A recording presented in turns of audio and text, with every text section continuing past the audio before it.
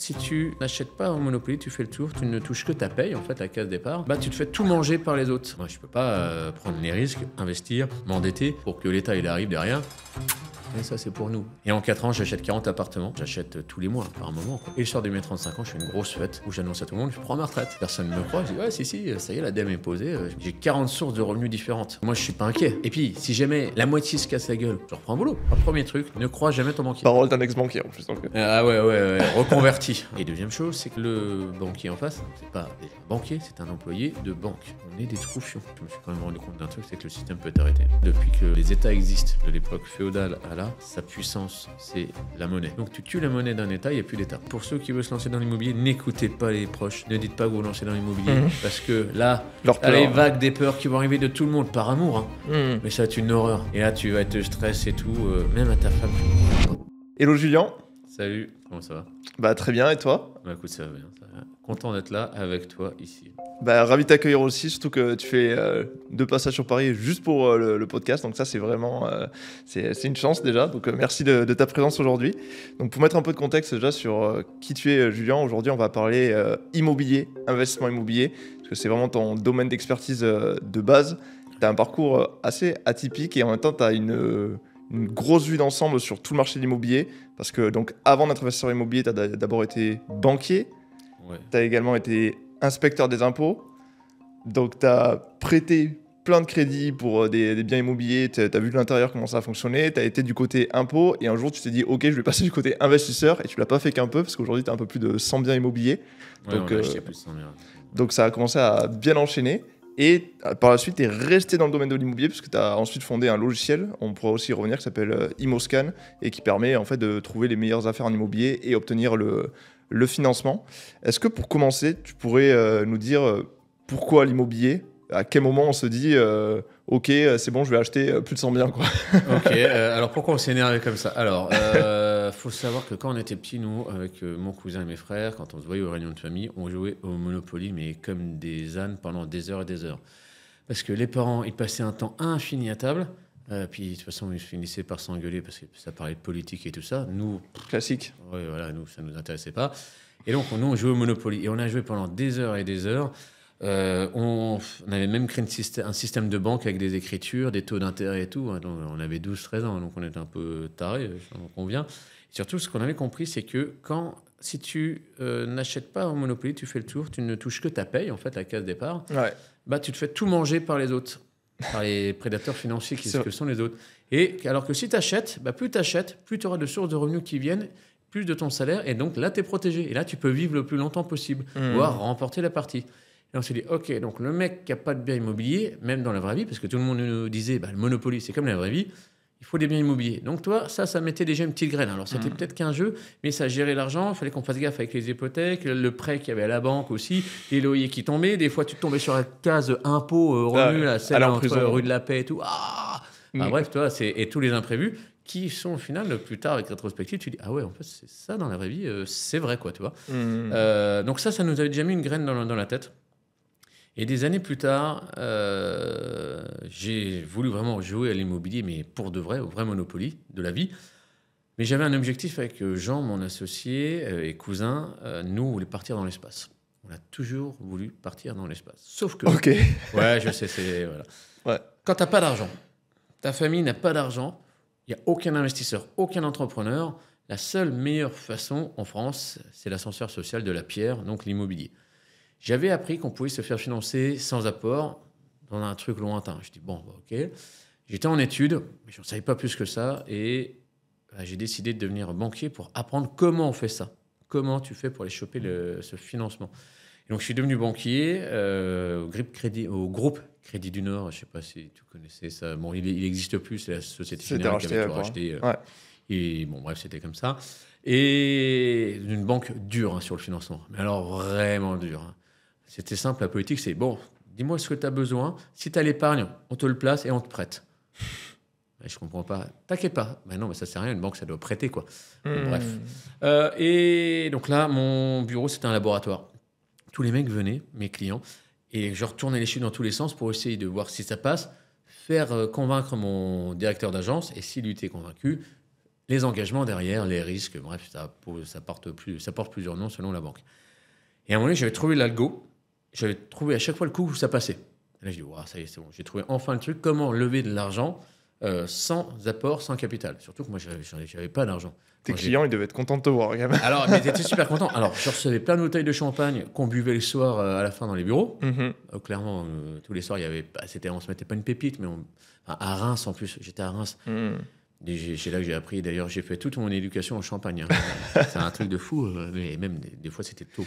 Des fois, c'était vraiment très tôt. Tu avais des clients, si tu buvais pas la coupe de champagne à 9h du mat, tu signais pas le contrat derrière. Ah ouais, ils respectaient vraiment les traditions de la région, quoi. Ah la vache, là, des fois, bon, t'avais signé, mais tu repartais à 11h, t'avais la tête des gens en vrac. Tu te dis, ouais, ça va être chaud quand même. Bon, bref. Et donc là, bah, ouais, mes clients étaient contents. Et moi, j'étais content. Je dis, ah, ça y est, j'ai trouvé.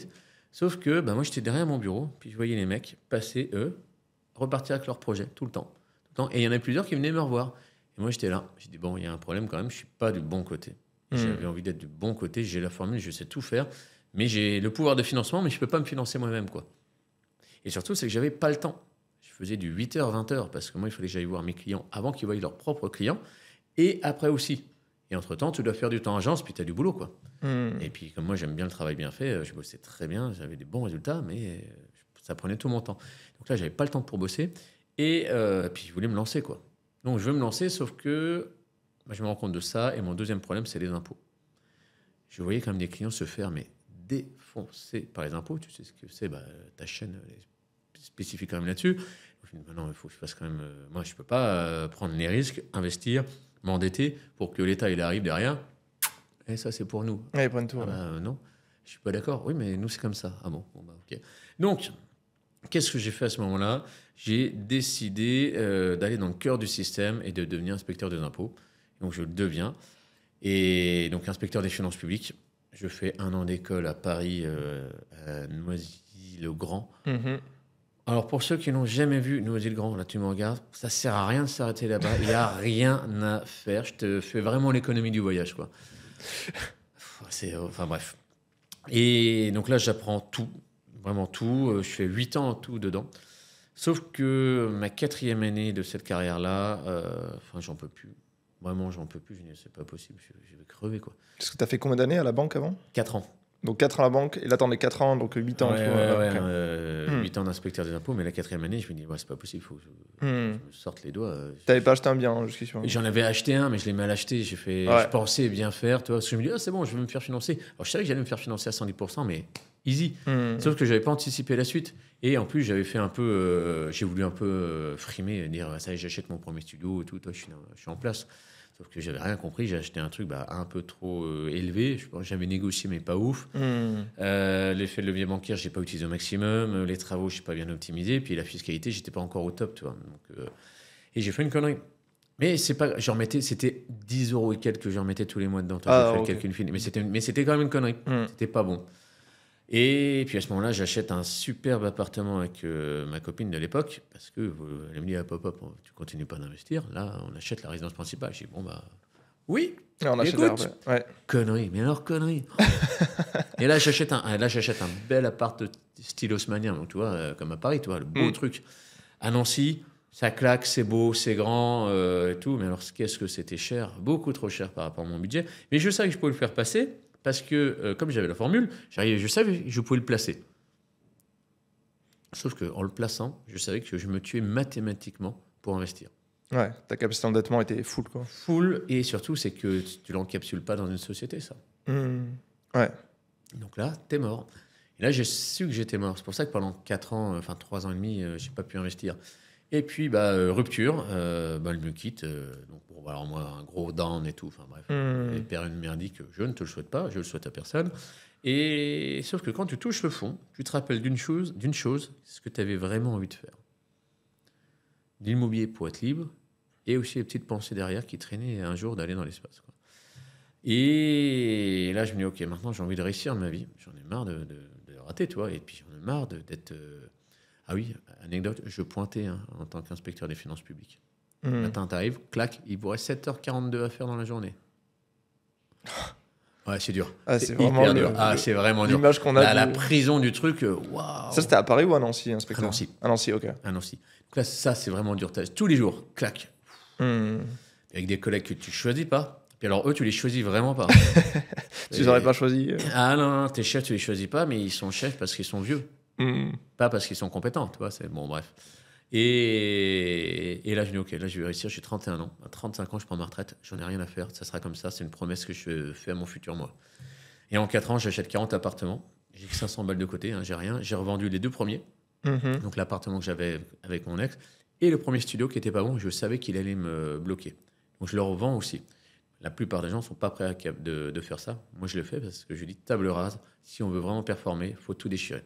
Et là, j'achète 40 biens, j'enchaîne et j'achète tous les mois, par moment, quoi. J'enchaîne. Et le soir de mes 35 ans, je fais une grosse fête où j'annonce à tout le monde, je prends ma retraite.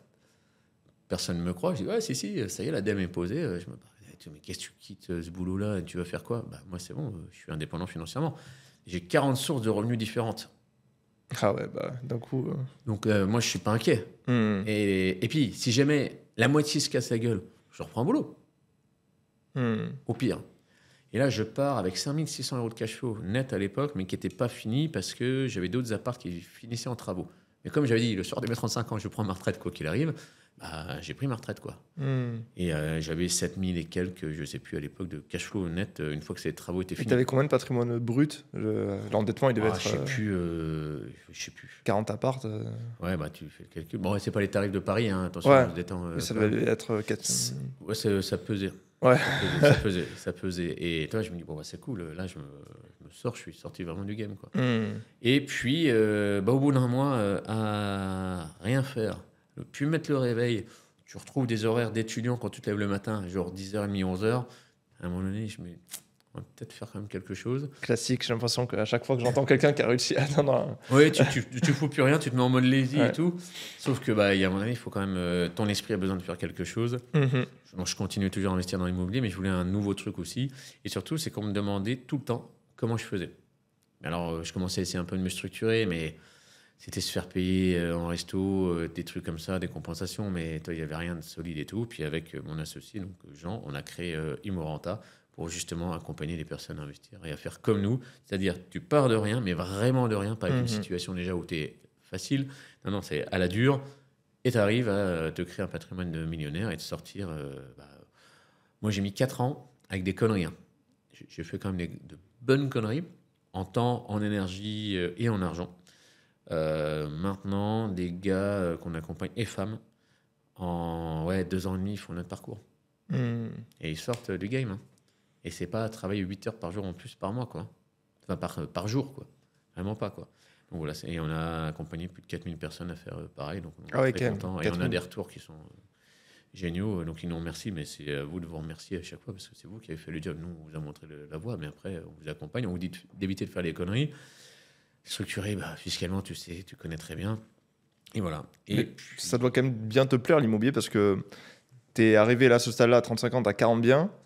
À ce moment-là, en plus, tu montes une boîte, ça marche très bien. Et donc, du coup, tu as du cash flow avec la boîte, tu as les biens qui tournent, mais tu as quand même continué et vous en avez acheté 60 de plus. Donc, t'en fais toujours aujourd'hui. 104, et tu sais quoi? En fait, je me suis rendu compte là, dans le train ce matin, j'ai même pas compté le premier studio là, que j'ai acheté et le bien avec.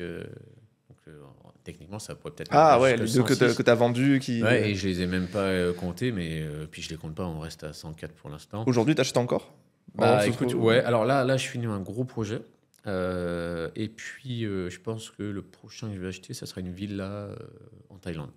Ok, parce que c'est un marché porteur pour les touristes. Alors c'est un marché porteur, c'est même pas que ça, c'est aller vivre 3-4 mois pour toi aussi, en été, puis le reste tu l'ouvres, donc le fait que ça te coûte rien là-bas, quoi. Mais là, il faut acheter cash parce que t'as pas le financement. C'est le problème. C'est le problème, puis il faut faire avec un montage de société parce que t'as pas le droit, toi, en tant que non-natif de Thaïlande, à acheter sur place. Il faut, avec un système de société, ça se fait, hein, c'est pas le souci. Et est-ce que c'est comme en Indonésie où t'as une partie qui appartient au gouvernement ou qui appartient... Non, et alors ça dépend aussi des titres, comment ils sont, alors on va dire en synonyme de France, cadastrés ou pas. Ok. Et là, il faut faire gaffe parce que là, c'est arnaque de partout. Et il faut faire très attention comment tu achètes et avec qui, quoi. Et non, par contre, en Thaïlande, c'est soit tu es locataire pendant 30 ans. On fait l'immobilier tous les deux. Être locataire 30 ans, c'est pas possible. De dire non, tu payes, puis après, à la fin, il reste plus rien. Et 30 ans, ça va vite, en fait. Hein. Si je les achète là, j'en ai 41, 71. je pense que je vais y squatter encore, tu vois. Ouais. Donc je me dis, non, ça serait fini. Non, c'est pas possible, quoi. Ouais, pour l'avoir pour toi. Ouais. Ouais. Si on entend tout ça, là, on se dit, ok, tu as appris quand même des choses à la banque, à l'inspection générale des impôts qui ont fait que, d'un coup, en 4 ans, tu as acheté 40 biens, c'est pas du tout commun. Quand on dit acheter 40 biens en 4 ans, je pense qu'il y a plein de questions qui nous viennent en tête. Comment il a fait pour avoir le financement, comment il a fait pour trouver tous les biens, pour gérer tous les travaux à chaque fois, pour gérer les locataires, etc. Qu'est-ce que tu as appris un peu, du coup, durant ton parcours à la banque et durant ton parcours à l'inspection générale des impôts qui t'ont permis de faire ça? Par exemple, pour commencer sur le financement, je pense que c'est la première question que beaucoup de gens se posent. Ouais. Alors, déjà, en ayant travaillé en banque, un premier truc, ne crois jamais ton banquier. Ok. Je dois bien me permettre un truc, c'est ne crois jamais sur parole ton banquier. Parole d'un ex-banquier en plus. Donc. Ah ouais, reconverti. Hein. Ouais, Voilà, reconverti. je tiens à préciser, ça, je ne touche plus, je touche plus à ça. Non, déjà, ne crois pas ton banquier. Ah, c'est bon, ça va le faire. Non. Il n'y a que des écrits dans la banque que tu crois. Donc, ça, déjà, premièrement. Deuxièmement, quand tu arrives en banque, il sait exactement qui tu es, comment tu consommes, comment tu épargnes. Tu es noté. Ouais. Donc là, déjà, il n'y a pas de poker face à faire. Hein. C'est la cotation bancaire. Ouais, c'est ça, la cotation bancaire. Donc, selon les organismes, la note est différente, mais en gros, ça veut dire la même chose. Tout est scruté et tu ne peux pas leur faire à l'envers. Ils savent déjà pile qui tu es. Et si tu es un cash gamer, si tu es un cash crammer, si tu es un cash builder, etc., enfin, exactement comment tu fais. Donc ça. Alors, par contre, on peut travailler pour transformer ça. Donc ça, c'est là tout notre rôle de faire ça. Si tu passes d'un mec à découvert interdit bancaire, bon là on oublie, règle déjà ton problème d'interdit bancaire, mais si tu passes de découvert, nous on a transformé des gens qui étaient à découvert, chroniques et infinançables à des personnes finançables. Et il n'y a pas besoin non plus d'1 an, 2 ans, 3 ans. On peut faire ça beaucoup plus court. Donc déjà ça, tenue des comptes corrects, sois transparent avec ton banquier. Bon, tu n'es pas obligé de tout dire, bien sûr, mais... Et surtout, apporte un vrai projet. Montre que tu connais les chiffres, tes chiffres par cœur. Dis pas, ah ouais, ça, attendez, il faut que je regarde, je suis pas trop sûr. Ah, combien je gagne? Ah, ça doit être... Non, ça tu sais, normalement, combien tu gagnes tous les mois, à l'euro près, combien tu as d'épargne, c'est quoi tes charges. Ça, tu dois tout savoir. Si le mec en sait déjà plus que toi, c'est déjà un problème. Tu as déjà perdu, en fait. La phrase qui est hyper importante que j'ai appris, ça, c'était mon banquier, mon premier directeur d'agence qui m'avait dit. On n'a pas souvent l'occasion de faire bonne impression. Et surtout, si elle est mauvaise, dès la première. C'est vraiment ça qu'il faut penser. C'est que le mantra, c'est dire, viens clean déjà, parce que tu n'as qu'une seule fois la chance de faire une bonne impression. Bonne impression, ouais. Et si elle est mauvaise, tu es déjà perdu. Faut que tu paraisses pour un investisseur professionnel, même si tu en promets bien, quoi. Voilà, donc alors c'est sûr, ça stresse et tout, mais tu viens bien habillé, tu mets une chemise, tu vas pas avec un t-shirt Dora l'exploratrice, ça va pas bien se passer, quoi, tu vas bien, quoi. Sois propre sur toi, et puis bien maîtrisant, tu montres que tu maîtrises le dossier, quoi. Ton dossier, c'est ton dossier, quoi. C'est pas le mec qui doit t'apprendre des choses, quoi. Et surtout, c'est qu'il a envie de bosser avec toi. Quand tu arrives un peu et que tu comprends pas, moi j'avais des mecs qui ils confondent les chiffres d'affaires et marge. Ouais. Moi, je dis, écoutez, monsieur, on va pas travailler ensemble. Ah non, et puis je dis, non, j'ai pas envie de travailler avec vous, je vais pas vous faire court. Bref. Et donc ça, et un projet rentable. Donc, quand tu sais ce que ça va dégager comme rentabilité, avec les chiffres, la brute, la net, il faut que tu viennes avec construire un dossier bancaire, quoi. Bon, voilà, je peux pas te l'apprendre. Tu as des éléments B à bas, et puis tu apportes, et puis tu justifies, tu mets les points en avant. Tu dis aussi quand il y a des trucs qui ne sont pas bons, mais que tu vas rectifier. Et que qu'est-ce que ça va faire aussi sur le bien. Expliquer de manière simple, comme si ton banquier était un enfant de 8 ans. Et deuxième chose, c'est que le banquier en face, donc c'est pas déjà un banquier, c'est un employé de banque. On est des troufions. On n'est rien d'autre. On doit prendre votre dossier et on doit le mettre dans l'ordinateur. Tac, voilà. Et c'est l'ordinateur qui va dire déjà les choses. Donc, si tu apportes déjà mal et qu'il doit décortiquer, donc la douleur du gars, il a déjà pas envie, parce qu'il aura peut-être pas... Tous les jours sont pas égaux, hein, et tous les conseillers sont pas égaux, loin de là. Ouais, on va faire 80% sont pas bons. C'est à peu près. Le mec qui veut financer la résidence principale, madame, monsieur, 2 enfants, super, il y a des salaires, bon, voilà, il n'y a pas trop de crédit, bon, je vous finance. Dès qu'il s'agit d'un investissement locatif, le mec, il va falloir qu'il travaille un petit peu plus. Et en plus, si tu lui mets une société, Tu ne simplifies pas la vie, quoi. Ouais, voilà. Et le mec, en fait, lui, il veut que sa journée soit facile. Mais est-ce que le banquier il a toujours un fort pouvoir de décision? Est-ce que son appréciation joue toujours autant? Par exemple, depuis 2020, avec les règles du HCSF ou est-ce que c'est plus l'ordi en fait, qui rentre dans l'ordinateur et qui décide de cet Alors, il y a l'ordi qui va dire vert ou rouge, selon la cote. Ok. Mais après, tu as des mecs, donc c'est la plus intelligente, ceux qui ont les 20 derniers pourcents, qui disent attendez, ça, votre dossier, il est quand même cool, je pense qu'on va le faire, on va le défendre. Tu as les mecs qui disent bah non, c'est rouge, c'est rouge. Ok. Donc, déjà, là, tu as déjà perdu si tu n'as pas un bon. Donc, le pouvoir de décision, même si ce gars-là n'a pas le pouvoir de décision, moi, j'avais une toute petite délègue. J'avais pas grand-chose. Mais j'allais voir mon directeur d'agence et j'étais capable de me le convaincre parce que j'avais bien compris le projet et que j'ai dit bah, regarde ça, franchement, on peut pas se planter avec ça. Ah ouais, là, d'accord, ok, on passe le feu rouge et on va aller en haut. On va chercher l'engagement. Parce que aussi, on avait la contrepartie. Et parce qu'on savait que le projet était bon et que ça allait le faire, toi. Donc, toi, là, les banquiers ont quand même un pouvoir de décision, même s'ils n'ont pas la délégation. Ouais. Et là, les engagements, et puis après, c'est une discussion avec les engagements. Des fois, je les avais au téléphone. Je dis, mais je crois que tu n'as rien compris au financement. Regarde ça, ça, ça. Ah ouais, parce que même les mecs au financement, rappelle-toi, c'est que des mecs lambda, s'il s'est engueulé avec sa femme, le mec, le matin, le traitement des dossiers va pas être le même que la veille. Très subjectif. Donc, même ce gars-là, il va falloir, le conseil, il va falloir aussi défendre son dossier. Et ça, c'est un point qui est hyper important. Surtout que récemment, j'ai vu le cas avec une personne que j'accompagne qui est entrepreneur et du coup, il stressait un peu pour avoir son prêt parce que quand on est entrepreneur, toi et moi, on sait ce que c'est. Pour avoir les prêts, c'est plus compliqué. Mais ce que je disais, c'est en fait 99% des profils que voient les banquiers tous les jours, c'est une personne, elle arrive, elle demande son crédit et ensuite le banquier va lui demander sa pièce d'identité, il va lui demander ses relevés de salaire et ils vont tout lui enlever, envoyer par-ci par-là. Alors que je lui dis, si tu arrives avec un dossier professionnel, que tu montres que tu as tout calculé, que tu as tout prévu, que tout ce qu'il veut, en fait, tu as déjà anticipé tous ses besoins, que tu as tout vu, tous les taux de rentabilité, etc. et que tu lui montres que tu as des comptes clean, en fait, tu fais partie du top 1%. Bah, ça va pas manquer. Le banquier lui a envoyé un mail, il lui a dit merci en fait, pour la clarté de votre dossier, etc. quoi. Ouais, et on est d'accord, même toi, tu reçois un client qui vient de te faire une demande, mais qui ne sait pas exactement, puis il n'a pas trop mis ses objectifs, il ne sait pas trop, ça va te saouler. Tu n'as pas de temps à perdre, même si tu adores aider. Moi aussi, j'adore aider, mais des fois, il dit attends, écoute, réfléchis, on se rappelle demain. Et c'est pas un problème, demain, mais par contre, réfléchis, fais-moi quelque chose de bien. Moi, j'ai pas de temps à perdre. Moi, j'utilise mon temps sur les personnes que j'accompagne. Et pour qu'ils aient justement les bons résultats, tu vois. Je peux pas me permettre d'un mec qui arrive, les mains dans les poches et qui sait pas trop. J'ai entendu que. Non, ça marche pas comme ça. Le banquier, c'est pareil. Et donc, à chaque stage, une décision humaine, un impact humain a son importance. Donc, ça a toujours son importance. Ouais, toujours. Donc, sur le dossier, pour résumer, il faut des comptes clean, qu'on voit que tu sais épargner, que tu n'es pas à découvert, que tu gères bien ton budget. Un projet rentable.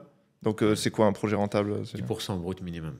10% brut. Ah ouais, c'est la règle vraiment. Ah ouais, tu veux aller chercher du 110%, c'est normal. Ok. Et 110%, c'est chercher du 110%, 8% brut, c'est mort. Et oublie. Et c'est normal, il aura raison. Il aura raison. Pourquoi? Parce qu'en fait, si tu as une rentabilité de 10%, il y a plus de chances que tu aies acheté déjà le bien en dessous du marché. On va faire un exemple simple. Tu achètes un bien, le prix du marché de cet appartement, c'est 100 000 euros. C'est sa valeur liquidative. Tu arrives à le négocier à 80% de son truc, donc 80 000 euros. Tu rajoutes les frais de notaire, c'est 8%, donc 6 400. On arrive à 86 400. Tu rajoutes 10 000 euros de travaux. On arrive à 96 400. Le prix vaut 100 000. Tu as un delta de 3 600. La banque, elle n'est pas con, elle le voit. Elle dit, bah oui, moi je peux te financer là à 110%, j'ai plus de facilité à te financer à 110%.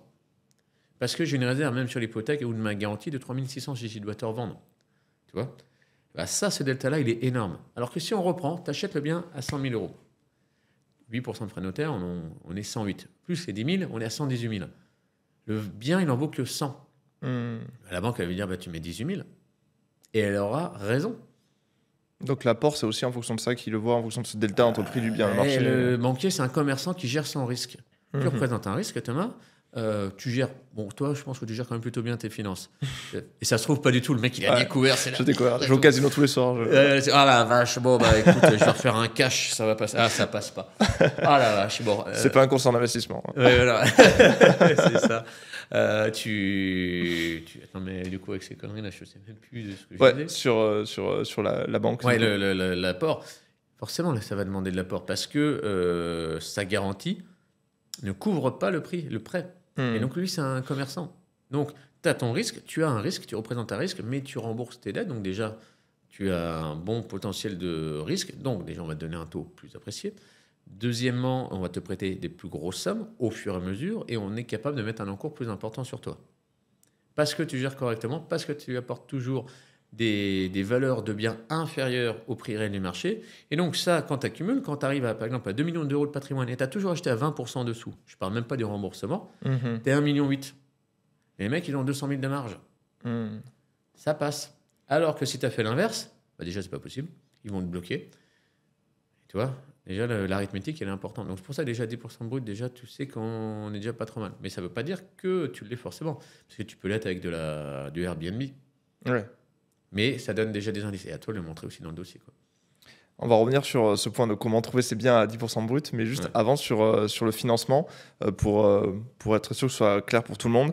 Là, on pourrait se dire, OK, tu trouves ton opération à 10% brut, tu te fais financer, mais tu te fais financer 200 000 euros et de base, ton taux d'endettement, ta capacité d'endettement, c'était 200 000 euros. Donc là, tu as un taux d'endettement qui est techniquement maximal. Est-ce que c'est du bullshit du coup ce taux d'endettement? Parce que qu'est-ce qui fait que toi, tu peux acheter encore 39 autres biens après Ouais, alors effectivement, bonne remarque. Bonne remarque.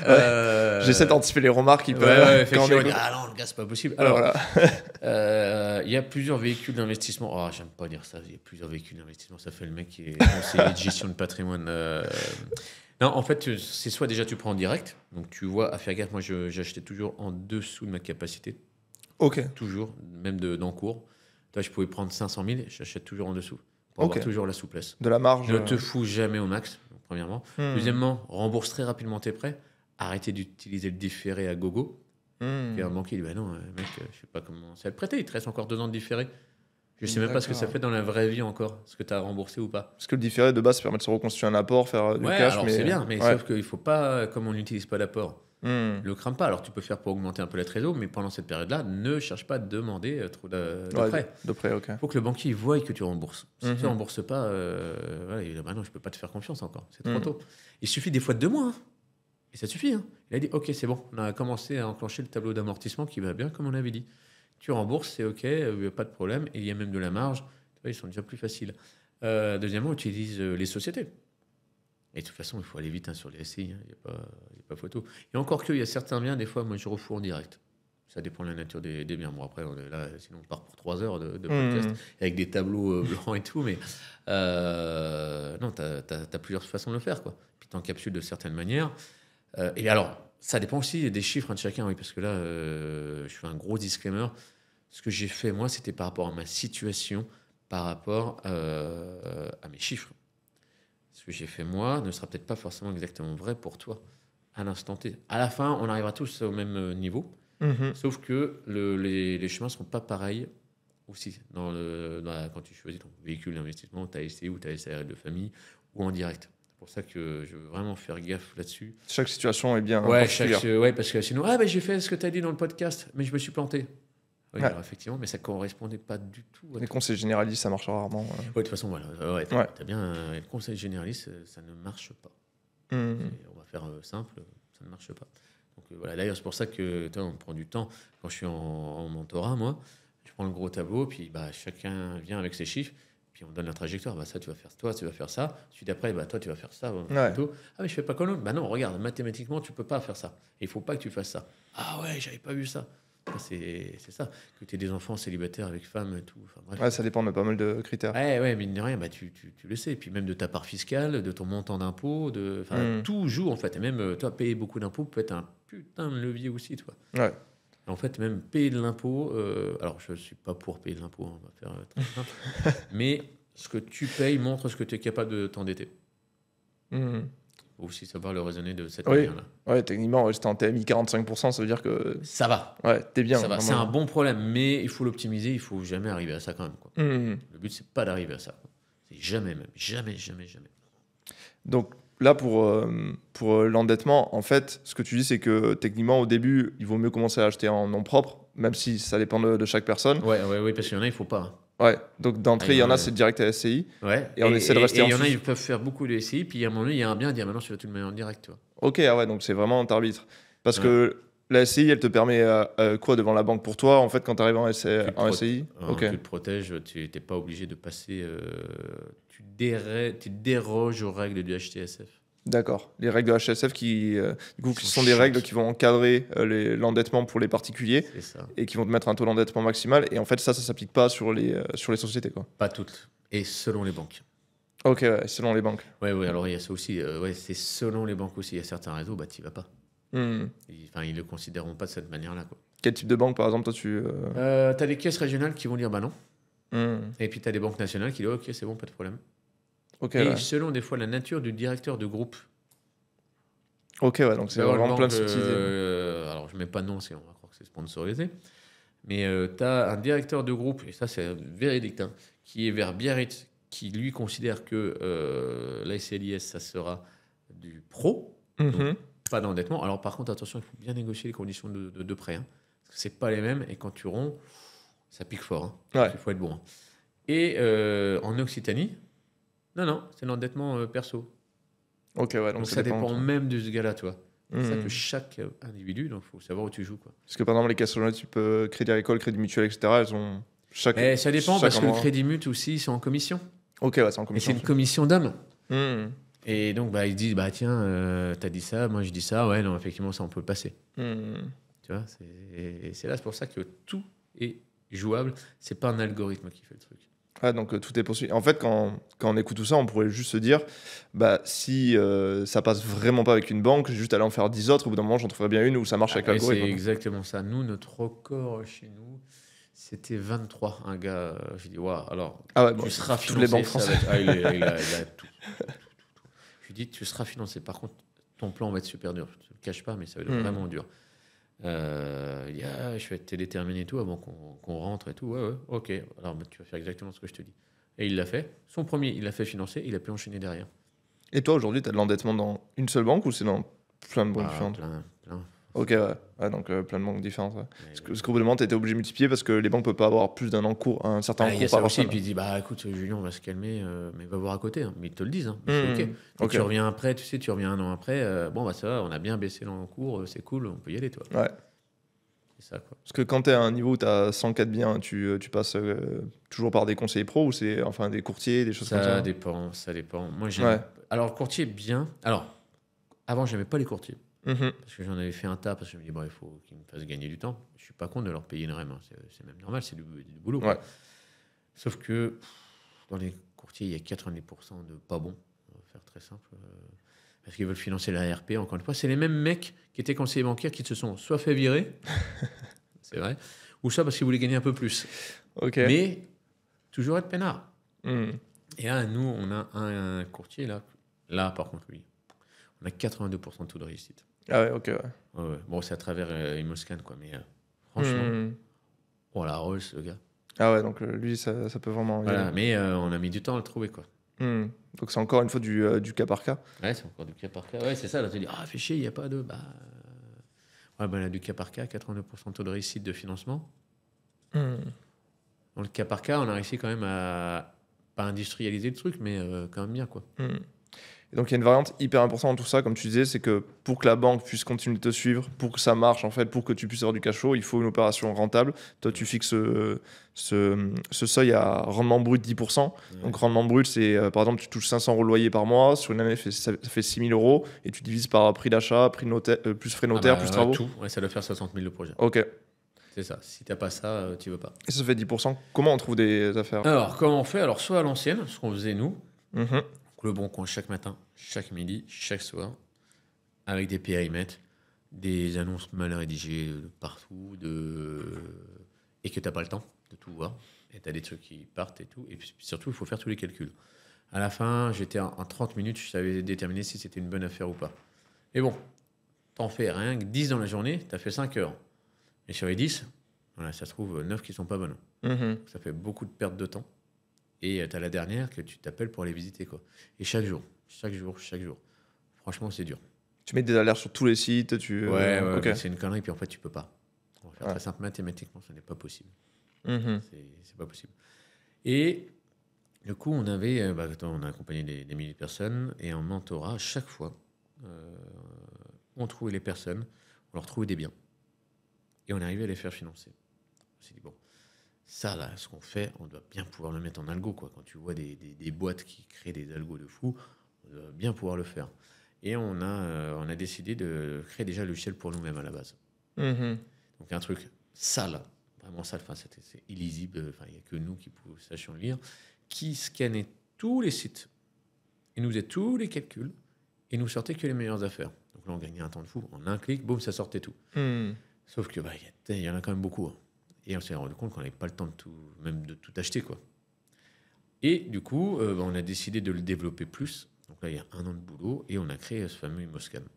Imoscan, c'est quoi? Donc ça scanne 2 millions d'annonces à travers une centaine de sites internet. Et on a, alors je ne dis pas 100% du truc, parce que ça n'existe pas le 100%, mais 99,99% des annonces. Et là, en un clic, tu dis, j'en sais rien, moi, tiens, tu disais Nîmes, périmètre de 20 km, tu cherches un immeuble plus de 200 mètres carrés, tu cliques, ça va te chercher la bonne affaire. Tu sais si tu l'achètes en dessous du prix du marché, comment ça va être loué en longue durée, en courte durée, ton impôt, la renta, le cash flow. Et ça, tu gagnes un temps de ouf, tu ne perds plus de temps avec ça. Et donc, c'est-à-dire qu'en littéralement en 5 minutes, tu as scanné tout ton marché chaque matin. Alors, s'il n'y a pas d'annonce, bon, il n'y a pas d'annonce, il y a toujours des annonces. Et là, tu sais qui appeler. Et en fait, ce qu'on a réussi à faire avec ce logiciel-là, c'est que tout ce temps de perte qu'on avait avant de recherche et de calcul, chaque personne maintenant peut, et d'ailleurs les professionnels l'utilisent de plus en plus, peuvent vraiment passer à l'action et trouver leur bien rentable. Et surtout, ils ont la certitude que c'est rentable. Parce que les chiffres, on va les chercher, on va les confronter. C'est ceux qu'on utilise aussi, les bases de données de l'État et tout, pour être sûr que tu achètes déjà en dessous du prix du marché. De ce qui se vend vraiment. Et pas d'un truc hypothétique. Indice de confiance, ça en est bien. Non, ça c'est trop dangereux. Tu penses que tu achètes un truc à 3 600 € du mètre et que normalement ça en vaut 4 500, mais sauf que c'est peut-être pas 4 500, mais c'est 3 800 la vérité. Avec les frais de notaire, t'es mort. Parce que vous, vos bases de données, vous allez vraiment, du coup, pour chercher les annonces, vous avez tous les sites, donc de toutes les annonces, Le Bon Coin, Se Loger, etc., qui sont recensés. Donc au total, il y a, je sais pas combien de millions d'annonces. Environ, ça fluctue, mais c'est environ 2 millions d'annonces. Ok. Et après, vous allez confronter avec les bases de données, c'est les bases de données de l'État, donc par rapport aux actes notariés, les choses comme ça. Ouais, cadastre, data.gouv, t'as le Talab, pour ceux qui connaissent, je pense que vous le connaissez bien, celui-là aussi. Donc on sait vraiment ce qui s'est vendu pile poil. Et ça, c'est hyper important parce qu'en fait, quand on crée un algo, une IA, ce qui compte beaucoup, c'est la qualité de la donnée. Parce qu'après, exploiter la donnée, c'est pas forcément le plus dur, mais c'est la qualité de la donnée à la source. Donc, du coup, vous avez toutes les données et après, ça va les confronter. Par exemple, je recherche un bien donc, à Nancy, Nîmes ou autre. Et je peux mettre mes critères et donc ça va trouver des biens qui correspondent à mes critères. Ça. Ouais, c'est ça exactement. Et après, toi, la technique, c'est tu trouves une liste de biens qui correspondent à tes critères, tu appelles tout, tu vas tout visiter, ça? Ouais, moi je vois des bonnes affaires, j'appelle. Hein. Ok, ouais. J'appelle, tu dis écoutez, puis alors tu vas vite quand même, parce que là ça te trouve la bonne affaire. Il y a un mec qui va détecter cette anomalie de marché aussi, il va la trouver. Le premier qui arrive qui gagne. Mais là, t'es sur un cheval de course, donc c'est beaucoup plus facile. Sincèrement, t'appelles, oui, et puis tu vois bien souvent l'annonce, elle vient de paraître aujourd'hui. T'appelles, tu vois l'après-midi, tu visites, tu bookes. Et à travers de ça, donc tu vois toutes tes données, tu sais exactement combien tu vas gagner, tu peux sortir la fiche et le filer au banquier. Je vais dire, les banquiers sont contents. Et aussi, nous, on a intégré, il y a un bouton. Tu cliques dessus, tu remplis un petit formulaire, et là, tu as le courtier qui te rappelle dans les 48 heures. Le fameux courtier au 82%. Le fameux courtier. Le fameux. Mais du coup, il n'a pas trop de demandes, ce courtier, du coup? Alors, si, mais du coup, il se staffe aussi, de plus en plus. Et non, mais surtout, c'est que nous, on gère notre croissance aussi. On n'ouvre pas les vannes à fond sur le logiciel parce que nous, on veut accueillir tout le monde. En fait, on a une vision hyper long-termiste. Je vais reprendre la genèse du truc. En fait, on l'a créé à la base pour nous. Deuxièmement, après, on s'est dit, on va le développer pour tout le monde. Okay. Des investisseurs veulent investir dedans. Des gros billets. Nous, on dit, des fonds d'investissement, un truc comme ça ou des business angels? Non, mais des investisseurs privés, mais qui ont plusieurs centaines de milliers d'euros qui veulent mettre dedans. Ok, ouais. On pouvait facilement lever le million, vraiment facile sur ce projet-là. Okay. On a refusé. Parce qu'on s'est dit, ça ne va pas le faire. Nous, on a plus une approche quand même client et le produit, il faut qu'il soit bon. Garder le contrôle sur... Garder sur le contrôle, garder la vision aussi qu'on a, parce que nous, on est investisseurs. Les mecs, ce n'est pas des investisseurs IMO. Ouais. Eux, les mecs, tu vois l'univers startup de Paris, c'est hop, ça, boum, rando, on doit faire x100. Ouais. Ouais, bah, faisons déjà un truc qui marche bien. Et après, ils sont à ton conseil d'administration et ils te. Ouais, et puis torpille et tout. Et enfin, on a tous écouté les mêmes podcasts, je pense. Et nous, on s'est dit, non, on veut pas ça. Alors, quand tu es tout seul, c'est chaud aussi parce que tu sais pas où tu vas. Eux, ils ont une vision aussi, mais on s'est dit, non, on va le faire nous-mêmes. Tant pis, on prendra plus de temps à le faire. Donc, on l'a développé pendant 1 an. On a pris plus de temps. Là, donc, on a fait tout sur nos deniers, perso. Et donc, là, on est en phase de pré-lancement, lancement. Et on fait toujours gaffe. On ne prend pas trop de clients à chaque fois pour monter en charge, pour surtout avoir les retours. Nous, on a des communautés, on a une communauté. On prend leurs retours. Aussi, utilisateurs, c'est tous les 15 jours à peu près. Okay. Pour justement dire voilà, ce qui était bien, pas bien, et d'améliorer à chaque fois et en permanence. Et de prendre les bonnes idées. Bon, il y a des fois des idées qu'on ne retiendra pas parce qu'il n'y a qu'une personne qui la demande. Mais quand tu as une récurrence sur cette idée-là, ok, on va la mettre en priorité dans le développement, quoi. Et c'est quoi votre vision avec ce logiciel? C'est en faire quoi à terme? Alors, sincèrement, moi, ce que j'aimerais bien, à chaque fois on me prend. Bon, bref, je le dis, mais. Moi, j'aimerais bien qu'on en parle. Toi, t'es en train de faire une raclette avec tes potes, t'es bien. T'as un qui te dit, bon, bah voilà, moi, je vais me lancer dans l'immobilier.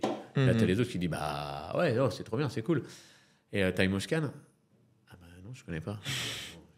C'est bon, t'as tout le monde déjà la pub à la télé, là, c'est bon. Et là, tout le monde se fout de sa gueule parce qu'il a pas Imoscan. Ah bah, si t'as pas Imoscan, t'as perdu déjà les bonnes affaires, elles vont te passer sous le nez. Nous, en fait, on veut que ça soit le réflexe, tu vois. Comme c'était le bon coin avant, mais on veut devenir vraiment la ref là-dessus, quoi. C'est vraiment ça.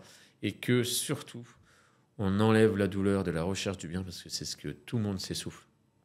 C'est 4 mois en général pour trouver un bien. C'est la data qu'on a, nous. 4 mois, c'est long. Là, en 1 semaine, tu l'as. Et tu as le financement. En gros, tu peux te faire financer en 1 mois, tu peux avoir booké le truc. Ça casse vraiment la tête, quoi. Ouais. Quand on voit la vitesse. On aurait eu ça à l'époque. J'étais pas à ça. Bah, c'est vrai que pour avoir testé beaucoup de sites, j'ai pu le tester, donc je peux confirmer que c'est assez puissant sur l'algorithme, mais en fait c'est surtout adapté au marché français, du coup, vu qu'il y a toutes les bases de données françaises. On nous demande tout dans le monde. Attendez, on fait déjà fini de la France déjà. Ouais, vous avez l'ambition d'aller après sur d'autres marchés, parce qu'à chaque fois il faut reprendre des nouvelles bases de données. Ouais, puis le marché de l'immobilier français est spécifique, c'est quand même le seul endroit où tu peux te faire financer à 100%. On a des ventes qui sont quand même normées par des notaires, etc., ce qui n'est quand même pas le cas forcément partout. Ouais. Tu as une transparence du marché qui n'est pas forcément le cas partout. On a des DPE, on a d'autres choses quand même. C'est différent. Moi, j'aimerais bien, mais c'est déjà, en fait, on se rend compte qu'on s'est créé un boulot alors qu'on voulait être rentier quand même à la base et être lazy. Bon, moi, j'adore ça, c'est passionnant, on adore avec l'équipe. J'ai des formidables associés, on adore ça. Mais on s'est quand même rendu compte que pour emmener bien un projet, il faut rester focus et bien le faire. Tu t'éparpilles, c'est le meilleur moyen de faire de la merde. Bon, c'est vulgaire, mais c'est la vérité. Et c'est vrai que votre modèle, il est assez différent même, enfin, sur l'accès aux produits, puisque du coup, c'est pas l'abonnement, machin, c'est juste un paiement one shot. Ensuite, là, on est en lancement. Vous voulez faire un peu l'aspect un peu communauté, donc du coup, c'est pour ça, à terme, vous comptez passer sur l'abonnement classique? Oui, à un moment donné, tout le monde nous le dit, et puis oui, effectivement, c'est vrai que ça a plus de sens quand tu es en abonnement récurrent. Forcément, il y a une économie derrière, c'est ce qu'on appelle le fameux SaaS, pour le coup. Ouais, c'est sûr, c'est ce qu'on aimerait bien passer, mais avant d'arriver à ça, déjà, on maîtrise notre croissance, on devient phare, et seulement après, voilà. Là, effectivement, là, tu rentres en une fois, tu as la licence à vie. Ça n'existe pas, je le sais. Mais nous, en fait, on fait confiance à notre utilisateur parce qu'il nous fait confiance en premier. Lui, en fait, quand il vient, il paye sa licence à vie, en fait, il nous finance aussi tout le reste aussi, tu vois. Ok, ouais. Donc, c'est normal de donner... cash, ouais, donc, c'est une levée de fonds déguisée, si on préfère, si on peut, de manière littérale. Sauf que le mec qui nous fait confiance, on lui donne la licence à vie. Et donc, lui, il aura toutes les nouveautés, toutes les fonctionnalités de derrière, elles lui sont acquises à vie. Je mettrai le lien en description pour ceux qui veulent aller voir tout ça. Tu fais un petit code de réduction pour ceux qui... Et on est déjà en pré-lancement, donc non, pas déconner. Pour les utilisateurs du podcast, Thomas Mayol, quand même. Alors, on va faire un truc. Je te prends des mots. On va faire un truc. Alors, on va faire un truc. En plus, on coupe rien, donc c'est vraiment tout de go. Ça marche. On va faire Mayol, ok. Donc ton nom, on va mettre Mayol et on verra en off ce qu'on met. Ouais. On va en parler et donc du coup vous aurez une réduction pour ça. Et donc on va faire quand même quelque chose de. Qui a un petit avantage quand même. Il y a un avantage, ça marche. Non mais vas-y, ça marche. Je suis chaud. On fait ça Ouais. et on met Donc Mayol en majuscule et donc quand ça sera sur le truc, il faudra activer ce code là et tous les utilisateurs auront ça. Bah, je mettrai en description, comme ça, marche. pour ceux qui veulent aller découvrir ça. imo-scan.fr. Ouais, bon, je mettrai même imo-scan tout attaché, ça marche aussi. Je mettrai le lien, comme ça sera facile de trouver ça, et au moins pour ceux qui veulent essayer ce logiciel. Ouais, d'ailleurs, tiens, il y a juste encore un truc fou là. Toi, j'ai des chasseurs de biens qui l'achètent. Des chasseurs de biens? Ouais. Ok, d'accord. Parce que vous vendez à des professionnels, du coup. Oui, j'en ai un là, Samy, il m'a laissé un message. Il dit, attends, je te fais encore un retour. C'était vraiment trop bien, Imoscan, parce que là, cette semaine, j'ai gagné 15 000 euros. Je fais pardon. Ouais, parce que en fait, Imoscan révèle un truc, c'est que toi, tu as un vendeur qui signe un mandat avec un agent IMO. L'agent IMO, il dit, moi, je mets sur les 10 sites internet là. Okay. Tu n'as pas le droit de poster. Par contre, toi, en tant que vendeur, tu as quand même le droit de poster ton annonce, sans la commission, sur un autre site. Mais loin, que personne ne va voir. Mais tu as le droit. Imoscan les ressort. Et donc, forcément, tu as le bien moins cher. Ah oui, ok, d'accord. Selon les... Donc, toi, à 200 000, et tu le trouves à 185 000. En un clic. Parce que c'est vrai que ça, c'est un truc que des fois, en fait, il y a des personnes qui vont voir différentes agences et les agences ont testé des prix différents sur. Et donc là, ça va te trouver l'agence qui a mis le prix le plus bas, quoi. Bah, tu trouves même le propriétaire s'il l'a mis lui-même. Ah, s'il l'a mis lui-même, sans les frais d'agence, d'accord. Et ouais. Ok, ouais, d'accord. Là, franchement, c'est vraiment ouf. Et là, les chasseurs de biens, il dit, voilà, moi, je me mets en dessous, il prend 5 000, ça roule, tu vois. Et on s'est dit, on a peut-être dû lui vendre plus cher. Mais bon, c'est les jeux, c'est comme ça, quoi. Mais chaque personne peut le faire, pour le coup. Et ça, c'est vraiment cool, quoi. Donc là, aujourd'hui, tu as 104 biens immobiliers, enfin 104 actuellement, c'est ça? Ouais, 104, on compte pas les deux d'avant, mais 104. Ouais. On a acheté. Il y a le logiciel. Parce qu'on a arbitré aussi, quand même. Ok, ouais. Il y a le logiciel, il y a aussi votre accompagnement qui tourne bien. Comment tu as, d'un point de vue investisseur, parce que c'est intéressant tous ceux qui nous écoutent, comment tu as structuré tout ça? Est-ce que tu es 100% exposé immobilier ou est-ce que tu as diversifié un peu en bourse bourse aussi. Ok, ouais. Bourse aussi parce que j'achète des entreprises de mecs plus intelligents que moi. Ah bah oui, on va faire clairement. Moi, j'ai aucune prétention là-dessus. Quand tu achètes genre du méta, ce n'est pas un conseil en investissement, je le répète tout de suite pour être sûr. Ce n'est pas un conseil en investissement, mais quand j'achète du méta, c'est des mecs bien plus intelligents que moi qui sont dedans quand même. Le fondateur, c'est Zuckerberg. Puissance, je sais pas combien, toi. Donc non, c'est bien de. Et puis de toute façon, il faut pas le laisser sur les livrets A. Puis alors moi, je sais pas ce que tu en penses, mais moi, je suis anti-assurance vie. Ah, sur les assurances vie, ok. Ah, je déteste ça. Des pairs, par exemple, encore pire. Alors ça, d'ailleurs, le père n'achetait jamais cette saloperie-là. Le banquier vous fait croire que c'est génial, n'achetez jamais. Ouais, la banque, c'est terrible. En fait, sur ça, c'est ce que je dis souvent, 90% des assurances vie PER ne servent à rien parce qu'elles sont mal faites, ça dépend de ce que tu mets à l'intérieur. Et la plupart des gens, ils vont chez le banquier et on leur propose ça, on leur met les produits de la maison, donc les fonds euros la maison, les unités de compte la maison, on leur met 2% de frais, ils ont des performances nulles et ils se retrouvent, le classique, une assurance vie au bout de 30 ans qui n'a pas de rendement, quoi. Et frais d'entrée et frais de gestion. Et frais de gestion, ouais. Oui, mais attends, je comprends pas, je dois mettre déjà de la thune. Je mets 30 000 euros chez toi, tu vas me prendre 3%. Ça doit être l'inverse déjà, non? Techniquement. Ah bah non, parce qu'on te fait le privilège de gérer l'argent. Plus des frais de gestion à 2,5% l'année. Tu dis, donc du coup, déjà, la première année, j'ai perdu 5,5 et vous m'offrez 3. Ouais. Super. 3 quand ça se passe bien. Ok, non, ça n'a aucune utilité. Ouais, clairement. Non, en fait, si on veut ouvrir une assurance vie, il faut le faire Enfin, moi, je préconise toujours de le faire en gestion libre soi-même, d'aller à un acteur en ligne, bien fait, choisir ses unités de compte. Tu peux mettre des ETF en bourse, mettre des SCPI, le private equity, et tu peux t'en tirer des très bons rendements et 0% de frais. Et là, ça peut être utile si tu veux aussi optimiser la succession, etc. Mais c'est clair qu'il ne faut pas prendre l'assurance vie qu'on te propose à la banque comme ça, quoi. Ouais. Moi, j'avoue, je suis full titre, compte titre full. Compte titre? Pas de PEA, rien Non, PEA, j'ai arrêté, mais en fait, le marché français est nul. Ok. Et tu fais des ETF sur compte titre? Tu fais quoi? Ou c'est que des actions? Ouais, j'ai de l'ETF et puis actions américaines, chinoises et non, après je me suis arrêté. J'en avais une brésilienne aussi, mais j'ai arrêté aussi.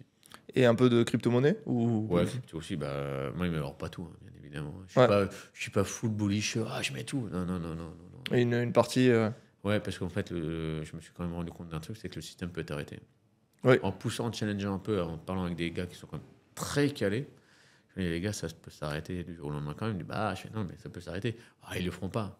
Alors là, mec, s'il y a bien un truc, si Tu veux un dire, jour, c'est régulé par les États du jour au lendemain. si jamais un jour les États disent, merde, c'est trop dangereux pour notre monnaie, Hmm. parce que l'État, son plus gros trésor, c'est sa monnaie. Hmm. Et ça, depuis que les États existent, de l'époque féodale à là, sa puissance, c'est la monnaie. Si tu lui tues sa monnaie, ah bah, ça va pas le faire. Hmm.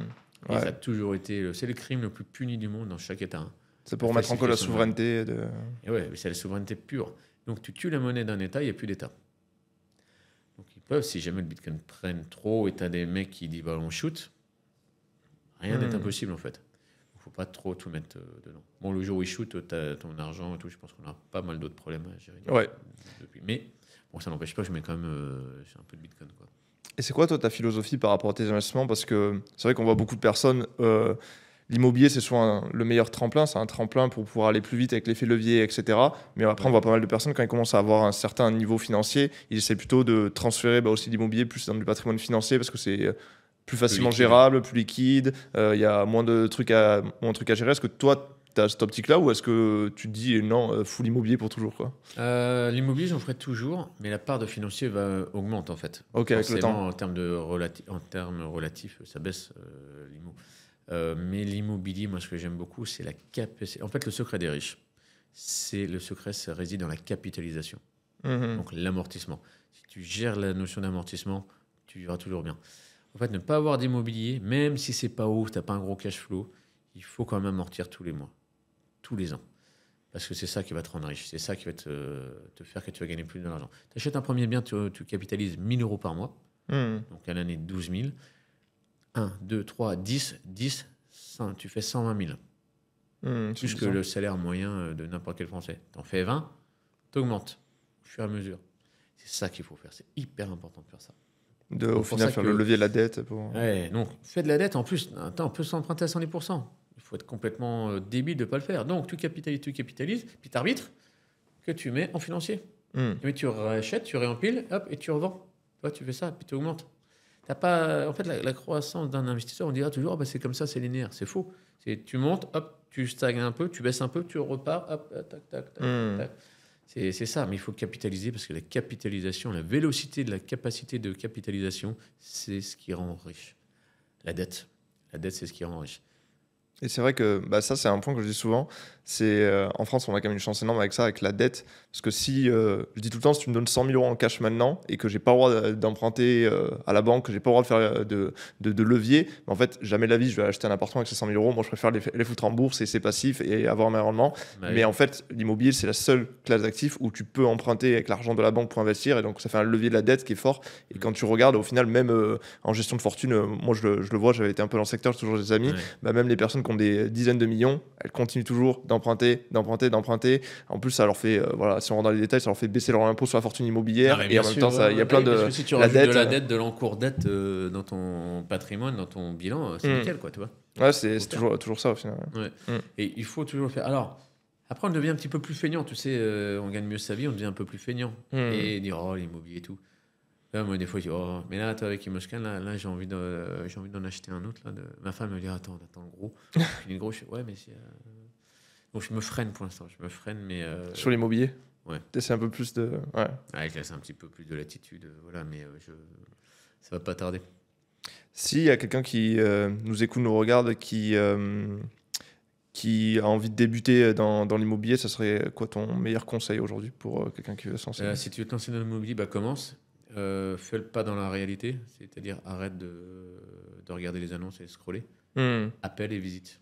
Ouais, rentrer dans le vif. Hein. Ouais, la réalité, c'est le pas dans la réalité. La plupart des personnes, malheureusement, ne font jamais ce pas-là. L'action amène l'information. Ouais, c'est ça. Et ouais. J'adore cette phrase. J'aime bien. Mm. Non, c'est bouge-toi le cul, fais-le vraiment. Mhm. Alors, tu vas avoir peur. Tu auras peur. Tu auras peur toute ta vie. Bon, il y a des nuits, des fois, elles sont merdiques, comme toi. On a peur, mais il faut la combattre et avancer. C'est vraiment ça. Mais ouais, je peux comprendre que ça fout les jetons. Nous, on a des personnes qui arrivent qui sont complètement paniquées. Je dis, t'inquiète pas, ça va bien se passer. Et on avance. Et puis on enlève les peurs au fur et à mesure, les doutes, et ça passe à l'action, ça achète des biens et tout.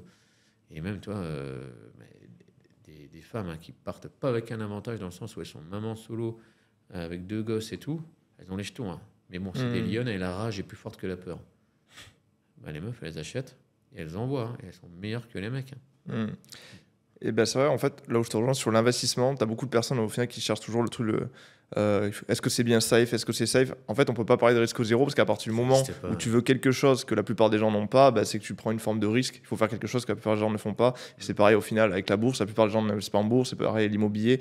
Et il faut accepter une forme de risque qui t'emmerde. Le risque fait partie inhérente du chemin de vie de l'enrichissement. Ça fait partie, même dans ton boulot. Tu prends pas de risque, tu ne bougeras pas. Mais tu prends un risque, tu prends une initiative, ton patron le voit, il dit ah putain, il est pas con lui. Bah toi, viens là, je te monte. C'est peut-être tout bête. Tes enfants, tu leur fais faire un truc nouveau avec un peu de risque, ils prennent confiance, ils ont acquis une compétence.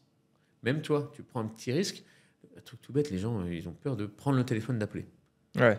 T'as peur, tu prends un risque. Bah, tu viens de gagner une compétence, tu sais appeler. C'est rien du tout. Ça, c'est des petits trucs. Et on n'est pas en danger de mort. Hein. On est derrière notre téléphone. Au pire, quand on visite, tu passes pour un abruti. C'est pas grave, t'as appris un truc. Tu sais que tu ne diras pas ça la prochaine fois. Ouais, au bout de 30 visites, après t'es rodé, quoi. Ouais, en vrai, 10, déjà, t'es déjà pas mal. Investir comporte des risques, ne pas investir aussi. Ouais, ah bah ouais. J'ai vu un truc qui était génial là, ce matin, une story Insta. C'était 1 puissance 365 égale 1. 1,0,001 puissance 360, non, 1,01 pardon, puissance 365 égale 37,7. Donc un petit effort chaque jour permet. Ouais. Et là je dis putain, j'ai adoré ça là, c'est tellement facile, tellement limpide. Il dit ouais, ok, c'est exactement ça. Cherchez pas à faire du 100%, c'est impossible. 1% déjà. 1% de choses différentes par jour, en fait la trajectoire elle est complètement folle. Là, moi, je vois, je suis en train de me former sur d'autres trucs en ce moment. Oh, ça t'ouvre des choses tout le temps. Tout le temps, ouais. Alors, des trucs qui vont peut-être jamais servir, hein. Mais on ne sait jamais. Des fois, il peut y avoir, par de la culture, des choses qui font... Moi, je ne lis plus de livres business parce que ça me saoule. On a assez lu, t'en as lu... quand t'en as lu plein, c'est les mêmes. J'arrête voilà. Maintenant, je lis des romans, ça m'apporte plus d'idées que les livres business. Parce que du coup, tu as un point de vue différent, une narrative qui est différente, avec des personnages différents, et donc du coup, ça t'apporte plus de créativité et de choses différentes. Et là, tu apprends même avec ça. Donc même lire un bouquin, même pas forcément de développement personnel, peut vous apporter une chose différente. Par contre, il y a une chose qu'il ne faut jamais oublier, le passage dans la réalité. Est-ce que d'ailleurs, pour terminer, il y aurait un bouquin que tu pourrais recommander à un bouquin, et ben, je vais sortir le mien. Ah ok, bientôt. Ouais, alors là, parfait pour le moment. Je savais même pas en plus sur le coup. C'est pour ça, en plus, j'allais même pas du tout en parler, mais quand tu m'en parles, je dis ah ouais, c'est la pub était même pas calculée. Franchement, non, mais c'est clair. Les mecs disent ah c'est pas possible, ils se foutent de mythos. Non, les gars, là, je vous jure, vraiment, non, pas du tout. Ouais. On s'est même pas concerté avant. C'est-à-dire que franchement, je suis arrivé, t'étais déjà là, tu viens de prendre ton train. On est bien d'accord. Non, si, on a fini tous les croquis et tout, et ça devrait pas tarder à sortir. Le titre du livre, on ne vous le sort pas tout de suite. Je garde le petit teasing, celui-là, parce que j'aime bien celui-là. Okay. Il est un peu à contre-courant. Quand tu vois le truc, tu dis ouais, il se fout de ma gueule. Donc on verra. Et donc c'est notre parcours, mais surtout en b.a.-ba de comment faire pour vous bâtir un patrimoine de millionnaire. Alors, j'aime pas le terme, tu sais, millionnaire, ça fait un peu trop les conneries sur Insta. J'aime pas. Et bon, quand tu additionnes, c'est ça, quoi. L'addition fait que tu arrives au million. Et assez rapidement. Et donc là, on t'apprend à faire ça à travers un livre. Alors ça, voilà, jamais effectivement une formation, des coachings et tout ça, mais déjà, rien que ça, si on arrive à changer la vie d'une personne avec ce livre-là, nous, on a gagné, quoi. Surtout qu'on a mis 1 an à le faire. Ah ouais, ok, donc c'est un projet plus longtemps, hein, d'accord. Ouais, c'est un peu long. C'est un peu long, c'est douloureux. Je pensais pas... j'aurais su ça à l'avance, je l'aurais pas fait. Ah ouais, mais de toute façon, tous ceux que je connais qui ont écrit des livres, il y en a pas mal ces derniers temps, à chaque fois, ils me disent tu le fais pas pour l'argent déjà, parce que tu gagnes rien du tout avec un livre. Rien avec ça, c'est la postérité. Par contre, le seul truc que ça apporte un peu de ce qu'on m'a dit, enfin, un bénéfice pour la personne qui l'a écrit, bon, bien sûr, tu as un impact sur les gens, mais c'est aussi quand même de la notoriété, parce que quand tu écris un livre, en France, tu as écrit un livre, quoi. Donc du coup, tu es invité à la télé, tu peux présenter à la radio, des trucs comme ça, quoi. Ouais, c'est ça. Alors après, on verra ce que ça donne et tout, j'en sais rien. Alors peut-être que ça sera un énième bouquin, mais justement, on n'a pas voulu que ça soit un énième livre. Ok. on a fait un truc qui nous ressemble forcément, mais que quand tu lis, tu te fasses happer par le truc et que tu apprennes. Enfin, il y a des concrets, il y a des schémas, il y a tout quand même dedans, et ça soit simple. En fait, on a fait en sorte qu'un enfant de 8 ans comprenne. Donc, tu peux même le. Alors, pas tous les passages, mais tu peux filer ça. La vulgarisation, j'aime ça, je peux que partager. Oui, quand tu fais tes réels et tout, c'est simple, toi, tu comprends quoi. Tu as compris quoi. C'est toujours ce que je dis, c'est si tu sais pas expliquer simplement quelque chose, c'est que tu l'as pas compris toi-même. Ouais. Pas plus, pas moins. Ça résume pas mal, c'est tous les experts avec le jargon, etc. Ouais, c'est ça. Et aussi un autre truc aussi pour ceux qui veulent se lancer dans l'immobilier, n'écoutez pas les proches. Ne dites pas que vous vous lancez dans l'immobilier, parce que là, les vagues des peurs qui vont arriver de tout le monde, par amour, hein. Mais ça va être une horreur. Et là, tu vas être stress et tout. Même à ta femme, tu le dis même pas. Tu vas visiter et tout. Il dit, écoute chérie, ça y est, je vais acheter ça. Quoi ? Ça t'évitera toutes les emmerdes, toutes les questions avant. Faut se lancer. Parce que les plus gros freins, c'est vos proches. Quelqu'un que tu connais pas, ça t'impacte pas. Mais quelqu'un qui t'aime, qui dit oh, tu prends des risques, oh, non, il reste dans ton boulot. Okay. Thomas, tout va bien, tu vas prendre des risques, tu as un beau job, tu as un beau CE, en plus tu as des tickets resto. Tu vas pas faire ça, tu as les vacances, au pire les vacances qui sont payées. Ah bah non, qu'est-ce que tu vas. Non, bah si, je vais prendre des risques. Et des risques, encore une fois, achète en dessous du prix du marché, tu es déjà protégé, quoi. Écoute, un grand merci pour tous tes conseils et l'expérience que tu as pu partager. Est-ce que s'il y a des personnes aussi qui veulent te suivre, je mettrai en description, il y a les réseaux de préférence. Imoranta, ok. Imoranta sur Insta, c'est facile, c'est nous qui répondons nous-mêmes. Alors des fois, désolé, on met peut-être un peu de temps parce que des fois on a beaucoup de messages, mais c'est nous qui répondons personnellement à ça. Super, je mettrai le lien en description, je mettrai le lien d'Imoscan avec le fameux code de réduction. Ça marche. Et ça, on va en discuter juste après ça. Et encore merci à toi et merci à tous ceux qui nous écoutent et nous regardent. Je vous dis à très vite, prenez bien soin de vous, bye.